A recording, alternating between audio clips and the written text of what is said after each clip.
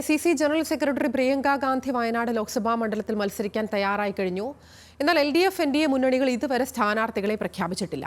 India സഖ്യം എന്ന നിലയിൽ പ്രിയങ്ക ഗാന്ധിക്കെതിരെ ഇടതുപക്ഷം ദേശീയ നേതാക്കളെ ഇറക്കാൻ സാധ്യതയില്ലെന്നാണ് സൂചന.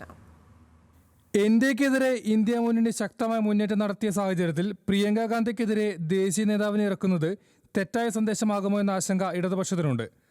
അതേസമയം നിയമസഭാ ഉപതെരഞ്ഞെടുപ്പ് നടക്കുന്ന സാഹചര്യത്തിൽ ശക്തമായ സ്ഥാനാർത്ഥി ഇറക്കാൻ മുന്നണിക്ക് മേൽ സമ്മർദ്ദമുണ്ട്. 2014 LDF സ്ഥാനാർത്ഥി സത്യൻ മൊകേരയുടെ പേരാണ് പ്രധാനമായും ഉയർന്നു കേൾക്കുന്നത്.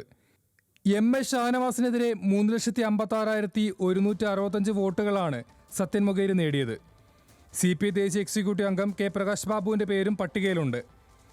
CPI വയനാട് ജില്ലാ കമ്മിറ്റിയിലെ ചില നേതാക്കളെയും പരിഗണിക്കാൻ സാധ്യതയുണ്ട്. NDA സ്ഥാനാർത്ഥിയായി K സുരേന്ദ്രനെ തന്നെ മത്സരിപ്പിക്കണമെന്ന ആവശ്യം BJPയിൽ ശക്തമാണ്. NDAയുടെ വോട്ട് വിഹിതം ഉയർത്താൻ K സുരേന്ദ്രന് സാധിച്ചിരുന്നു. മറ്റ് മണ്ഡലങ്ങളിലും എത്തേണ്ടതിനാൽ രാഹുൽ ഗാന്ധി വയനാട്ടിൽ ക്യാമ്പ് ചെയ്ത് പ്രചരണം നടത്തില്ല. എന്നാൽ പ്രിയങ്ക ഗാന്ധി വയനാട്ടിൽ കൂടുതൽ ദിവസങ്ങൾ ചെലവഴിക്കാനാണ് സാധ്യത.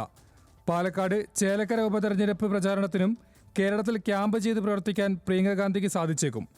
ന്യൂസ് മലയാളം, വയനാട്.